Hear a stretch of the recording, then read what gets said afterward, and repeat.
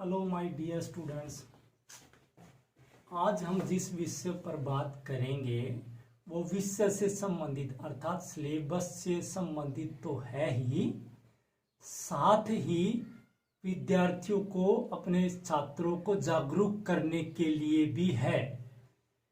क्योंकि आजकल एक फैशन बन गया है कि जो इंडियन थिंकर है, जो राजनीति विज्ञान के जो भारतीय विद्वान हैं, उनके विचारों को एक फैशन बन गया कि उनके विचारों को उन्होंने कुछ कहा तो है, अपने विचार कहे तो हैं, लेकिन उनके विचारों को लोग अपने मनमाने रूप में बनाकर प्रयोग करने लगे, एक नैरेटिव बना लेते हैं और देश विरोधी एजेंडे को चलाने के लिए उनको विचारों को आगे रख देते हैं कि देखो रविंद्रनाथ टैगोर ने ऐसा कहा था, देखो महात्मा गांधी ने ऐसा कहा था। तो वो देश को तोड़ने वाले लोग मुख्यतः जो बात बात पर देश को तोड़ने की धमकी देते हैं, जिनमें डिजाइनर, पत्रकार, माओवादी और जो है कि इस प्रकार के अनेक लोग हैं, जो टुकड़े टुकड़े गैंग के लोग, और जिनमें और भी मैं नाम गिनवाऊं कुछ के, जैसे वामपंथी, कम्युनिस्ट, लिबरल।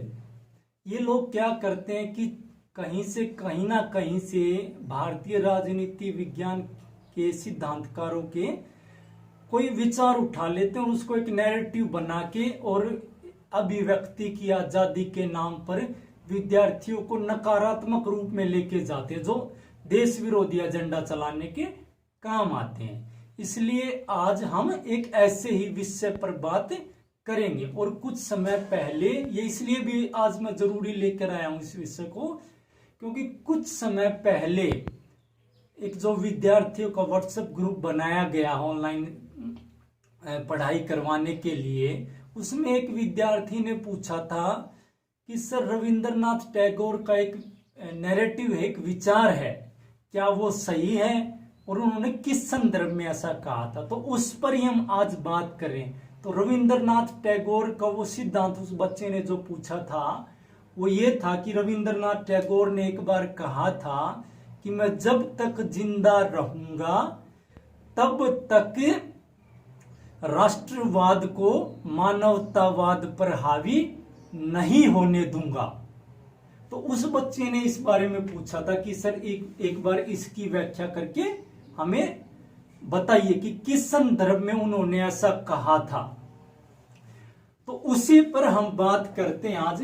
हाँ, रविंद्रनाथ टैगोर ने ऐसा 1909 में कहा था, लेकिन उन्होंने देश के टुकड़े करने के लिए नहीं कहा था, या वो देश को स्वतंत्रता के विरोध में नहीं थे, बल्कि वो तो खुद अंग्रेजों को भगाना चाहते थे, देश को स्वतंत्र करवाना चाहते थे, स्वतंत्रता आंदोलन में भाग लेते थे। उन्होंने ये उस समय पहली बात तो उन्होंने इस वाक्य का प्रयोग 1909 में किया था, जब पश्चिमी यूरोप में पूंजीवाद और नाजीवाद उभर रहा था। फांसीवाद और नाजीवाद जैसी विचारधाराएं उभर रही थी।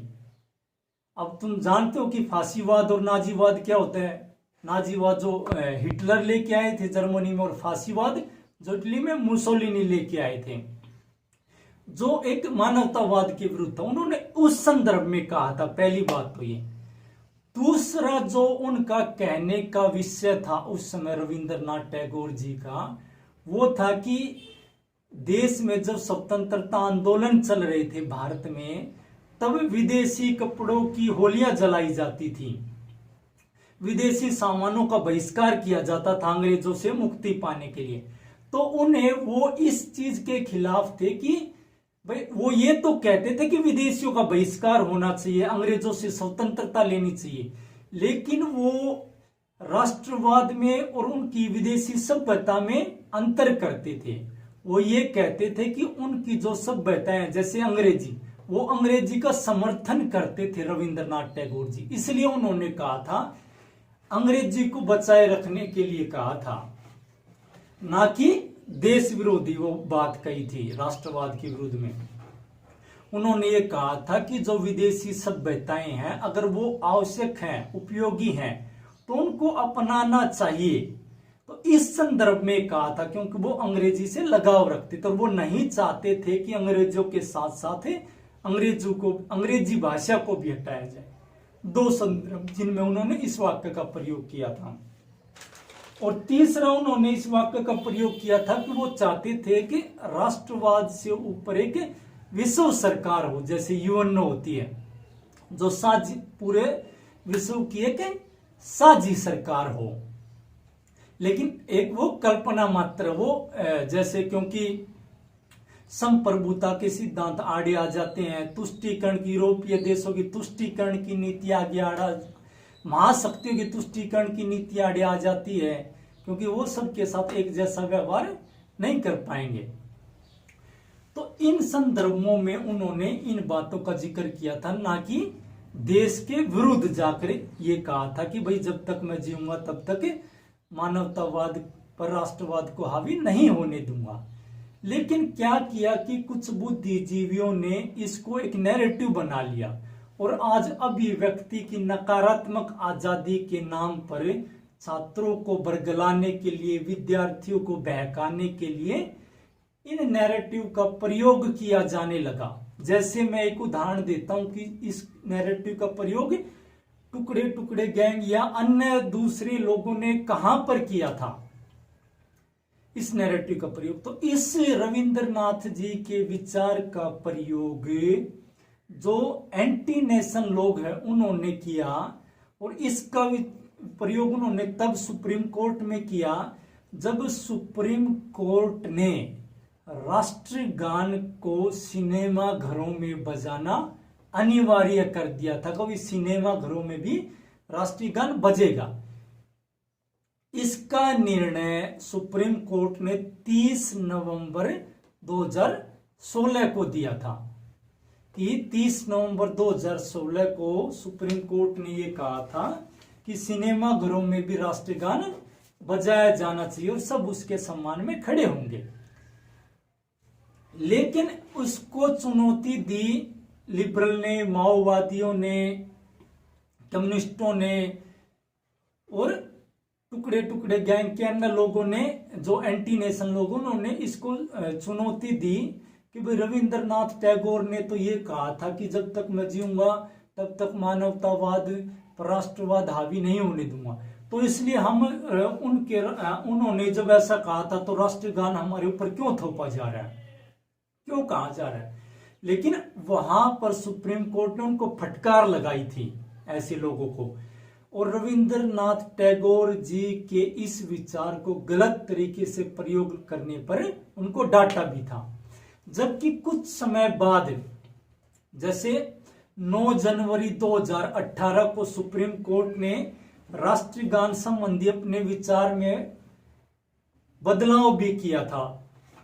जो उन्होंने घोषणा की थी उसमें बदलाव किया था। भाई सुप्रीम कोर्ट ने कहा कि सिनेमा घर चाहे तो राष्ट्रगान बजा सकते हैं और ना चाहे तो ना बजाएं, लेकिन जो भी सिनेमा घर राष्ट्रगान बजाएगा उसके सम्मान में खड़ा सबको होना पड़ेगा। सिर्फ जो फिजिकली एबल नहीं है सिर्फ उनको छूट दी जाएगी, जो शारीरिक विकलांग, जो खड़े होने में असमर्थ हैं, सिर्फ उनको छूट दी जाएगी। अर्थात ये एक फिर भी नैरेटिव बना लिया कम्युनिस्ट लोगों ने कि उन्होंने कहा कि ये तो हमारी जीत है, हमारे कहने पर सुप्रीम कोर्ट ने राष्ट्रगान पर ये बदलाव किया। नहीं, सुप्रीम कोर्ट ने उनके कहने पर कोई बदलाव नहीं किया था। सुप्रीम कोर्ट ने तो अपने खुद विचारों में अपना खुद संशोधन किया था, ना कि उनके कहने पर। और जबकि वो तो ये कह रहे थे कि हम राष्ट्रगान मानेंगे ही नहीं, हम इसको मानते ही नहीं, जबकि सुप्रीम कोर्ट ने कहा था कि जो सिनेमा अगर बजाना चाहे ना बजाना चाहे उनकी मर्जी होगी, लेकिन जो भी बजाएगा उसको उसमें सबको खड़ा होकर सम्मान देना पड़ेगा राष्ट्रगान को। तो एक ऐसा नैरेटिव था ये, जो राजनीति विज्ञान के विद्यार्थियों को जानना बेहद जरूरी है। तो अब बात चल ही पड़ी है रविंद्रनाथ टैगोर जी के इस विचार की, और अधिक आपने वो पढ़ना हो ना इसको, तो रविंद्रनाथ टैगोर जी को वो बात 11वीं क्लास की, ये एनसीईआरटी की राजनीति विज्ञान की बुक है, 11वीं क्लास की राजनीति विज्ञान की एनसीईआरटी की बुक है। इसमें रविंद्रनाथ टैगोर जी ने देखो ये 105 नंबर पेज पर स्पष्ट लिखा, मैं उसको भी एक बार क्लियर कर देता हूं कि उन्होंने किस संदर्भ में कहा था।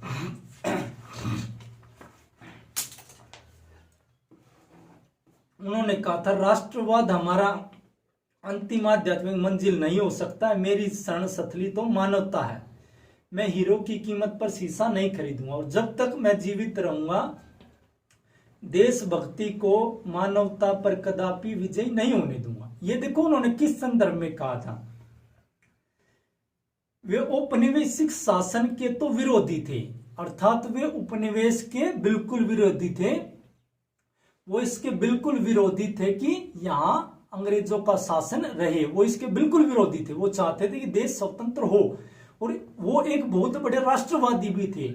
इसका एक सबसे बड़ा उदाहरण है कि जब 13 अप्रैल 1919 को जलियांवाला बाग की घटना घटी थी, तब उसके विरोध में उन्होंने अपनी नाइटहुड की उपाधि वापस लौटा दी थी।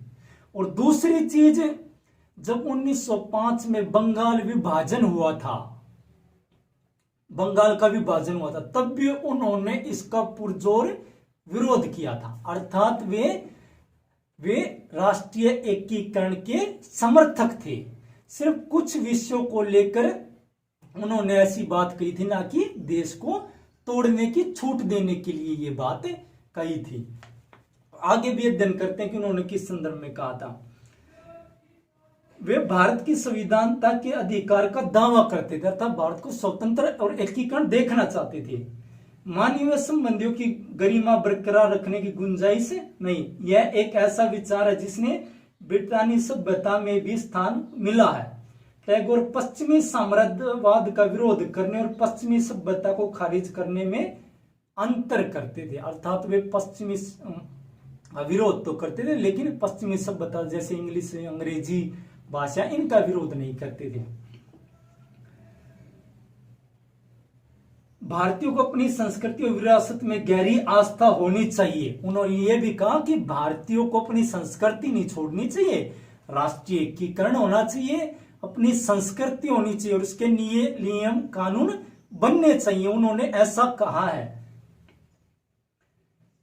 लेकिन बाहरी दुनिया से मुक्त भाव रखने और लाभान्वित होने का प्रतिरोध नहीं करना चाहिए। लेकिन वो ये कहते थे कि अगर दूसरी सभ्यताएं कुछ अच्छा सिखाती हैं तो उसका विरोध भी नहीं करना चाहिए। टैगोर जिसे देशभक्ति कहते थे, उनकी समालोचना उनके लेखन का स्थायी विषय था। वे देश की स्वाधीनता आंदोलन में मौजूद संकीर्ण राष्ट्रवाद के कटु आलोचक थे। सिर्फ संकीर्ण, छोटे, नैरो के आलोचक थे, जिसमें यह कहा जाता कि सिर्फ हमारी सभ्यता हो, दूसरी ना हो।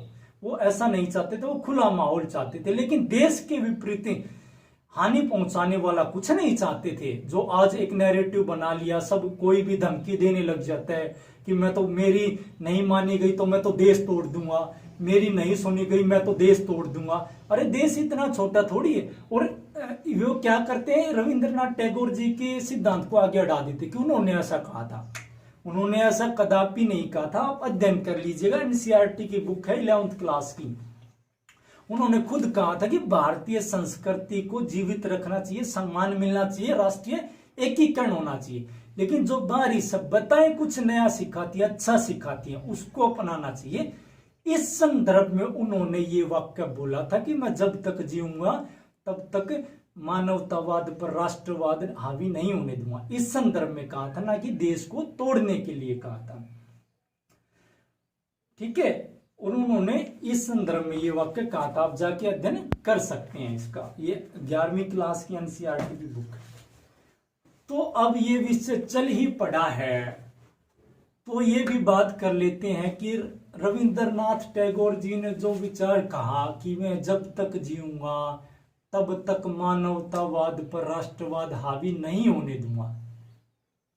पहली बात तो महात्मा गांधी ने उनके इस विचार की आलोचना करते हुए उनको ये कहा था कि रविंद्रनाथ टैगोर जी एक कवि हैं और कवि कुछ भी कल्पना कर सकता है। हाँ, वाकई वैज्ञानिक रूप से ये बात सच भी है, क्योंकि मैं आपसे पूछता हूं, क्या मानवतावाद की सुरक्षा करने के लिए भी राष्ट्रवाद की आवश्यकता है? तो वैज्ञानिक दृष्टिकोण से इसका कुछ आंसर होगा यस। बिना राष्ट्र के, बिना राज्य के हम मानवतावाद को सुरक्षित नहीं रख सकते। मानवाधिकारों की सुरक्षा करने के लिए कोई ना कोई तो एजेंसी बनानी पड़ेगी, नहीं तो फिर अपराधियों को सजा कौन देगा? जब राष्ट्र या राज्य ही नहीं होगा तो अपराधियों को सजा कौन देगा? इसको और अधिक गहराई से समझने के लिए हम आज राजनीति विज्ञान में जो सामाजिक समझौते का जिक्र किया गया है उसका अध्ययन करते हैं। हॉब्स हैं, हॉब्स, आपने पश्चिमी राजनीतिक चिंतक पढ़े होंगे। हॉब्स एक थिंकर है, उसने सामाजिक समझौते का जिक्र करते हुए स्पष्ट कहा है कि जब मनुष्य जंगलों में रहता था, आदिवासी था, तब से लेकर आज तक मानव की एक प्रकृति रही है जो कभी नहीं बदल सकती, और वो प्रकृति है कि मनुष्य एक स्वार्थी, लालची, खून पिचासू, दूसरों के अधिकार को छीनने वाला होता है। अगर मनुष्य को कानूनों में बांध के ना रखा जाए तो वो दूसरों को नहीं जीने देगा। ये मैं नहीं कह रहा हूं, ये हॉब्स ने कहा है। अपनी बुक जाकर आप पढ़ सकते हो, उन्होंने बुक लिखी थी डी सीवे और लेवियांथन। ये दो बुक है, डी सीवे और लेवियांथन, हॉब्स की। आप जाकर, हॉब्स ने जो लिखी थी, आप जाकर अध्ययन कर सकते हो। उन्होंने सामाजिक समझौते में कहा था कि जब मानव जंगलों में रहता था तो वो दूसरों के अधिकार छीन लेता था, तो तब सामाजिक समझौते के द्वारा कबीला बना, कबीले का सरदार चुना गया था, कबीले से राज्य और राज्य से राष्ट्र बना था। हॉब्स ने कहा था कि मनुष्य एक स्वार्थी, लोभ, लालची और खून पिशाचु होता, दूसरों को जीवित नहीं रहने देगा जब तक उसको कानून में नहीं बांधा जाएगा। ये हॉब्स ने कहा अपने सामाजिक समझौते में। और इसी थ्योरी से हम आज भी बात करें, क्या अगर राज्य ना हो, राष्ट्र ना हो, तो मानव अधिकारों की सुरक्षा कौन करेगा? फॉर द एग्जाम्पल, आपको कोई आतंकवादी हत्या करके भाग जाए, कोई आपको बैंक में गए पैसे निकलवाने, आपको पैसे लेके छीन के भाग जाए, तो आपको सजा कौन देगा जब राज्य ही नहीं होगा और राष्ट्र ही नहीं होगा? तो बिल्कुल भी ये बात सत्य है कि इस पर रविंद्रनाथ टैगोर जी की आलोचना भी हुई थी और उनको मात्र एक कल्पना शक्ति कहा था कि भाई वो कवि हैं, कवि कुछ भी कल्पना कर सकते हैं। और ये बात सत्य है कि बिना राष्ट्र, बिना राज्य के मानव अधिकारों की सुरक्षा नहीं की जा सकती।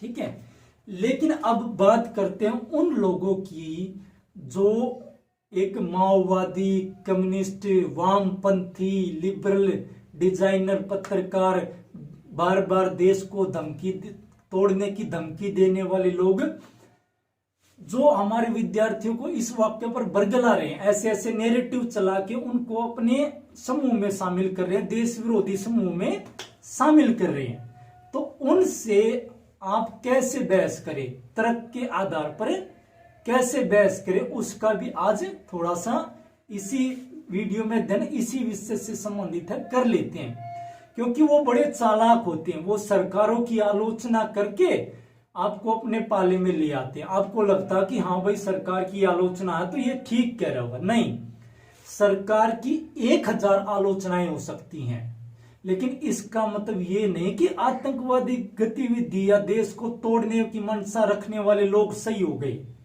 है ना।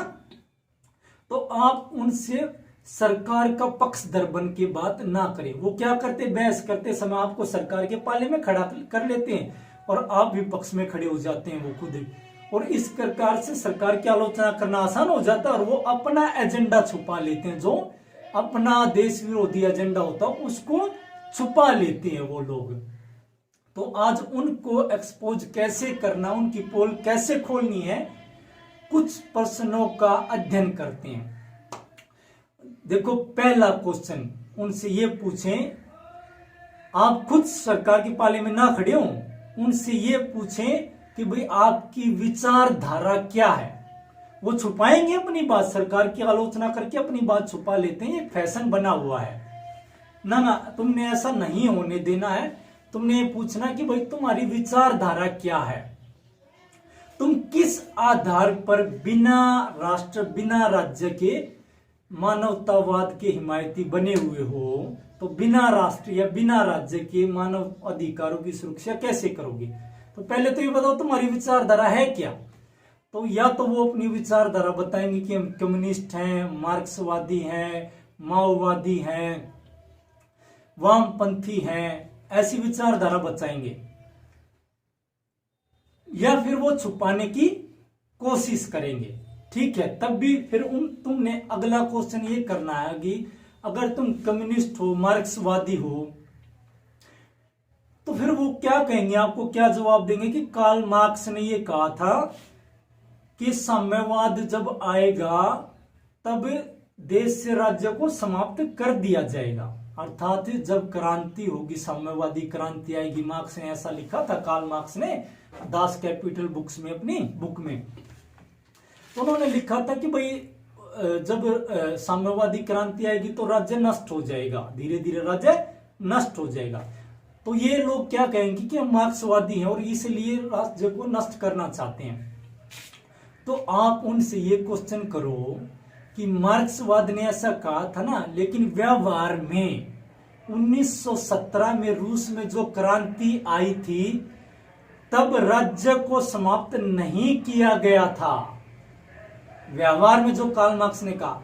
और दूसरी बात, जो कार्ल मार्क्स के अनुयायी हैं, लेनिन, स्टालिन, वो भी राज्य को खत्म करने की बात तो करते थे, लेकिन वो स्टालिन आवश्यक बुराई मानने लगे थे राज्य को। धीरे धीरे मार्क्सवादी या कम्युनिस्ट क्या करने लगे, ये कहने लगे कि भाई राज्य एक आवश्यक बुराई है, अर्थात राज्य बुरा भी है लेकिन आवश्यक भी है, बिना राज्य के साम्यवाद नहीं लाया जा सकता, वो ये मानने लगे।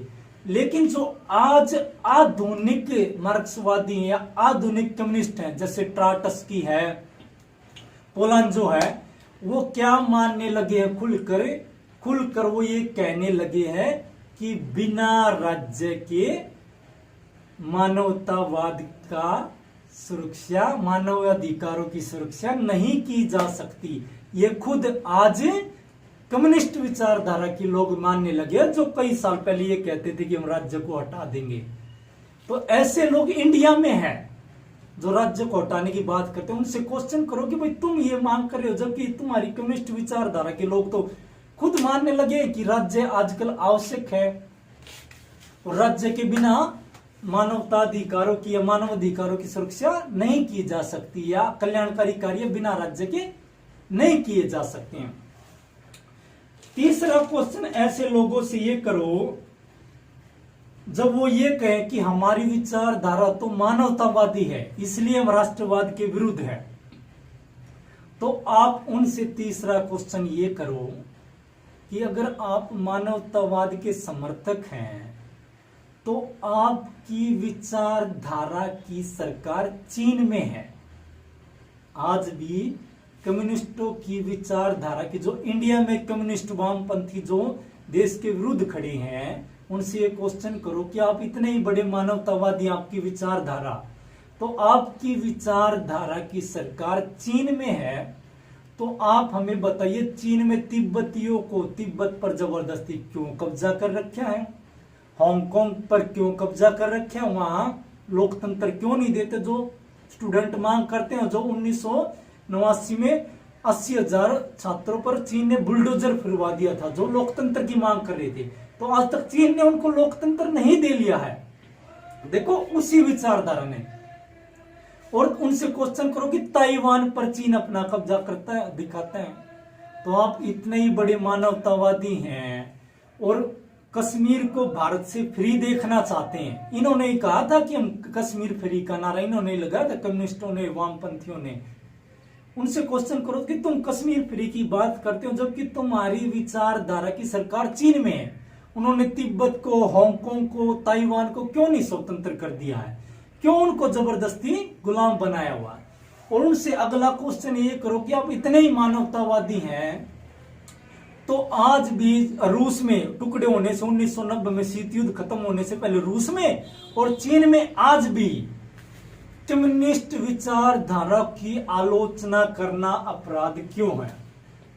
देखिए, इंडिया में कम्युनिस्ट हर तरह की अभिव्यक्ति की आजादी मांगते हैं, जो चाहे देश टूट जाए लेकिन अभिव्यक्ति की आजादी चाहिए, यहां पर मांग करते हैं। जबकि चीन में कम्युनिस्ट विचारधारा, रूस में भी थी, वहां पर कम्युनिस्ट विचारधारा की आलोचना करना जुर्म माना जाता था और वहां उसकी सजा होती थी मृत्युदंड।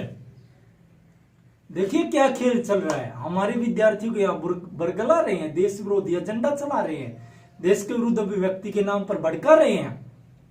लेकिन जहां साम्यवादी विचारधारा है वहां क्या हो रहा है ये मैंने अभी बताया। अगला क्वेश्चन ऐसे लोगों से ये करें कि तुम्हारी विचारधारा की सरकार भारत में केरल में है। देखो, ये लोग अपने आप को मानवतावादी बताते ना कि हम तो राष्ट्र के विरुद्ध इसलिए हैं कि हम तो मानवतावादी हैं। तो उनसे पूछो कि आपकी विचारधारा की सरकार भारत में केरल में है, तो आप केरल में देखो जबरदस्ती धर्म परिवर्तन होता है, वहां जबरदस्ती धर्म परिवर्तन होता है, बोलने की आजादी, और पीएफआई वहां पे आतंकवादी संगठन जो फल फूल रहा है, और सबसे ज्यादा जो आईएसआईएस जो आतंकवादी संगठन, अंतरराष्ट्रीय आतंकवादी, सबसे बड़ा अंतरराष्ट्रीय आतंकवादी संगठन आईएसआईएस, केरल के सबसे ज्यादा नौजवान लोग उसमें गए हैं। मतलब वहां वो मानवता अधिकारों की सुरक्षा नहीं कर पा रहे हैं, दूसरे धर्मों के लोगों की भावनाओं का समर्थन नहीं करते। देखो, बीफ की पार्टी देते हैं, वहां गाय की काट के बीफ की पार्टियां देती हैं सरेआम, जबकि मानवतावादी होने का टैग लगाते हैं अपने ऊपर। तो उनसे एक क्वेश्चन करो कि आप इतने ही बड़े मानवतावादी है तो केरल में आपकी सरकार है, वहां मानवतावादी क्यों नहीं? आप क्यों जबरदस्ती धर्म परिवर्तन करवाते हैं? ठीक है, अगला क्वेश्चन इनसे ये करें कि भाई, 7वां क्वेश्चन इनसे ये करें कि तुम राष्ट्र या राज्य को नष्ट करना चाहते हो, क्योंकि ये कहते हैं ना कि हम तो राज्य या राष्ट्र को नष्ट करना चाहते हैं क्योंकि हम मानवतावादी हैं, हम साम्यवादी हैं। तो इनसे क्वेश्चन ये करो कि भाई आप इतने ही बड़े मानवतावादी हो, राष्ट्रवाद के विरुद्ध हो, तो आप ये बताओ जब राज्य या राष्ट्र नष्ट हो जाएगा तो आप किसी अपराधी को सजा कैसे दोगे? कैसे सजा दोगे? मान ले उनसे पूछो कि आप कोई हत्या करके भाग जाए तो उसको सजा देने के लिए न्यायपालिका चाहिएगी, और न्यायपालिका बनाने के लिए देश में सरकार का ढांचा बनाना पड़ेगा, क्योंकि न्यायपालिका के नियम कानून अधिकार तय कौन करेगा? एक ढांचा तय करेगा, और वो ढांचे का नाम क्या होता है? सरकार। और उस सरकार बनती है राष्ट्र के द्वारा, है ना? तो उनसे ये क्वेश्चन करो, बिना राष्ट्र के आप अपराधियों को सजा कैसे दोगे? तो वो एक्सपोज हो जाएंगे और उनके पास कोई क्वेश्चन नहीं होगा।